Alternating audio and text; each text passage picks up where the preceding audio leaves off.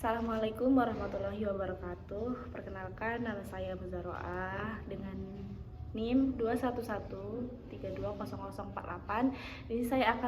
Kali ini saya akan membuat video tentang wawancara seorang pendakwah ya, orang yang sering berdakwah intinya kan, untuk memenuhi tugas dari Bapak Wirahadi Kusuma dengan mata kuliah psikologi dakwah.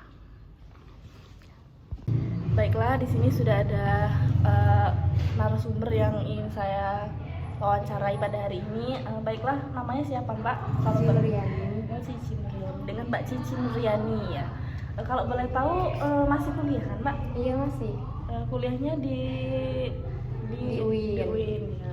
Masih kuliah kan Mbak ya? Masih kuliah di UIN. Nah kan Mbak kan sekarang kan sudah menjadi orang yang berdakwah kan.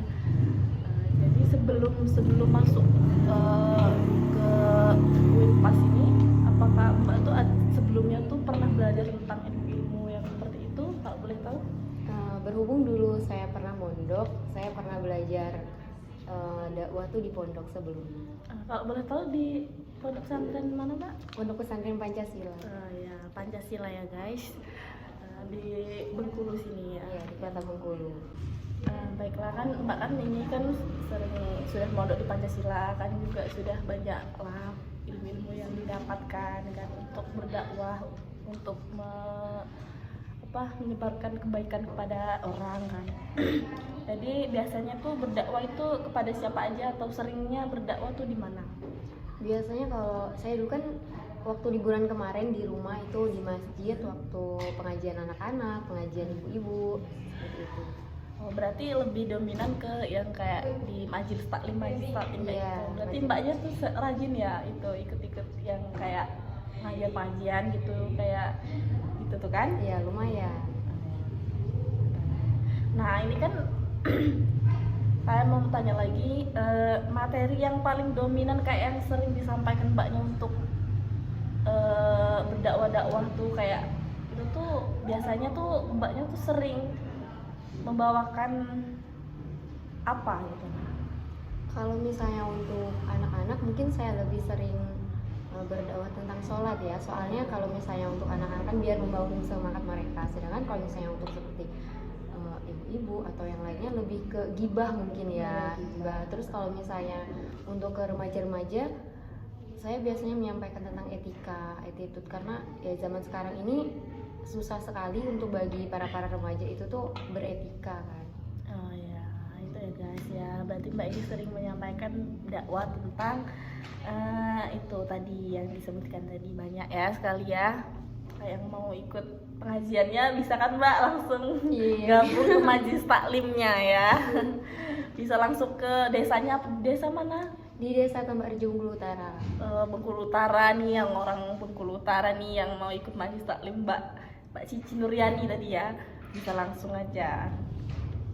Terus biasanya tuh itu tuh selain di masjid-masjid itu kan berarti kan memakai media langsung kan. Nah, pernah nggak media apa aja sih yang digunakan oleh Mbak Cici untuk berdakwah biasanya? Atau secara langsung aja, atau bisa lewat media sosial atau itu, atau sejauh ini mungkin secara langsung aja, karena saya tuh biasanya kalau untuk kegiatan dakwah itu hanya untuk libur aja ya. Gitu aja. Sedangkan kalau misalnya saya sedang tidak libur kan saya kuliah, disibukkan dengan kuliah dan kegiatan yang lainnya. Kebetulan Mbaknya juga tinggal di Mahat ya. Iya. Di Mahat guys. Berarti ini Mbaknya ini secara langsung ya ceramahnya, tidak melalui media sosial. Satu lagi pertanyaan dari saya Mbak ini, pertanyaannya tuh kayak kesan dan pesan apa gitu nah yang dalam proses dakwah, kayak maksudnya kayak madunya tuh, pendengarnya tuh responnya tuh gimana gitu. Nah apa ada yang pernah ada kejadian apa, atau pokoknya kesan dan pesannya dari madunya itu sendiri bagaimana Mbak? Untuk sejauh ini respon dari pendengarnya tuh baik-baik aja ya, soalnya kan kita bisa menyesuaikan juga. Kalau misalnya kita berceramah tok formal kayak gitu tuh orang pasti bosen juga kan dengernya kan. Makanya kita ada sedikit-sedikit lawakan-lawakan gitu kan, atau yang receh-receh gitu. Itu boleh dimasukin juga biar mereka para pendengar tuh tidak bosan mendengar. Oh, berarti sejauh ini masih, kalau misalkan itu tuh masih seru-seru gitu nah ya. Iya, masih yang seru-seru. Tidak, berarti ini konsep dakwahnya tuh yang tidak membosankan guys, tidak membosankan dan insya Allah bisa dipahami dengan baik. Baiklah, mungkin cuma itu. Terima kasih ya Mbak Cici Iya, sudah sama-sama. menjadi narasumber saya pada hari ini. Maaf mengganggu waktunya ya. Jadi itulah jadi itu sedikit wawancara dari Mbak Cici selaku pendakwah di Bengkulu Utara ya, tapi sekarang lagi modal di Pahat. Baik, terima kasih ya Mbak Cici. Iya, Pamit dulu. sama-sama. Wassalamualaikum warahmatullahi wabarakatuh. Assalamualaikum warahmatullahi wabarakatuh. Baiklah, kan tadi saya akan menyambung wawancara saya tadi.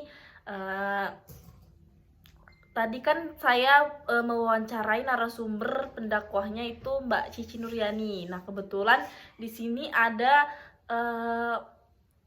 Mad'u, kayak pendengar dari ceramah Mbak Cici Nuryani tadi. Kebetulan dia adalah tinggal di Bengkulu Utara juga, dan kebetulan dia adalah partnernya si Mbak Cici Nuryani tadi. Baiklah, langsung saja. Ini dia orangnya. Langsung saja perkenalkan, siapa namanya Mbak? Baiklah, Assalamualaikum warahmatullahi wabarakatuh. Perkenalkan, nama saya Rohmizi Putriani. Saya berasal dari Bengkulu Utara. Kebetulan saya adalah salah satu partner dari Mbak Cici di Pendengar ya, Mad'unya ya. Ya, dia seorang penceramah yang selama ini ya ibaratkan saya sangat ngefans lah sama dia. Soalnya ceramah-ceramah yang dia bawakan itu sangat menginspirasi dan sangat memberikan motivasi kepada saya. Makanya saya selalu mengikuti kegiatan ceramah beliau. Baiklah Mbak, gimana? Ya itu menurut Anda itu ceramahnya tuh kayak asik atau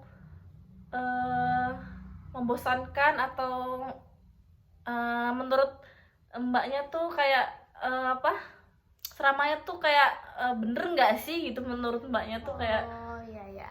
Kalau menurut saya sendiri ya Mbak, selama Mbak Cici itu sangat asik dan sangat menarik ya.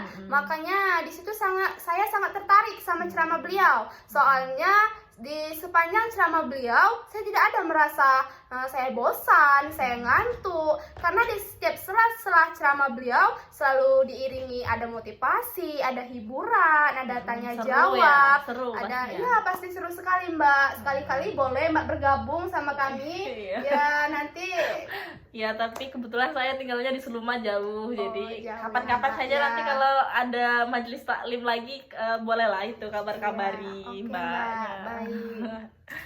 Berarti responnya baik ya ini? Ya responnya sangat baik Mbak, makanya saya menjadi salah satu partner beliau. Misalkan kalau ceramah dia tidak baik, mungkin saya tidak akan menjadi partner beliau. Iya, partner setiap. Itu seringnya ceramahnya di Bengkulu Utara tuh di masjid-masjid kan? Iya, di masjid, ada di misal di kegiatan-kegiatan, Majelis taklim dia masjid gitu. taklim, terus yang menginspirasi para remaja lah Mbak. Ada juga kegiatan sama orang tua, yang ada juga yang pengajian-pengajian ibu-ibu, beliau juga sering mengisi gitu. Iya. Jadi saya sangat ngefans sama beliau. Ini ya salah satu salah satu Mad'u yang selama ini bergabung dengan Mbak Cici Nuryani tadi. Responnya sangat baik sekali ya. Terima kasih Mbak atas Mbak. itu wawancaranya pada Baik, hari ini. sama-sama, Mbak. Ya, terima kasih atas waktunya sudah mengganggu. Baiklah, mungkin cukup sekian wawancara pada hari ini untuk tugas psikologi dakwah. Kurang dan lebihnya mohon maaf. Wassalamualaikum warahmatullahi wabarakatuh.